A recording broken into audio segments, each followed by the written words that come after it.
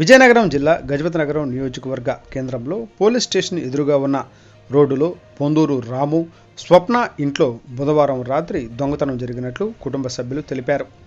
8 తులాల బంగారం, సుమారు 5 తులాల వెండి, 20,000 నగదు పోయినట్లు తెలిపారు. ఇంట్లో మనుషులు లేని ఇల్లును టార్గెట్ చేసుకుని దొంగతనాలు జరుగుతున్నట్లు పలువురు అభిప్రాయం వ్యక్తం చేస్తున్నారు. Today TV staff reporter yes Shankar, Vizianagaram జిల్లా.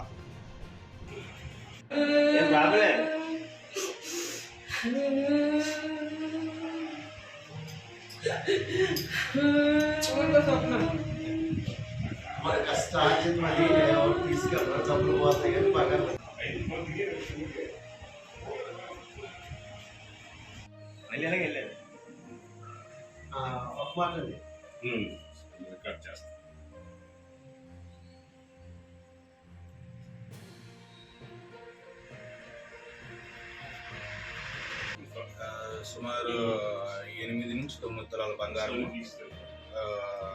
ఒక 2 వెండి గిన్నెలు, 5 జతల పట్టీలు, 20,000 క్యాష్.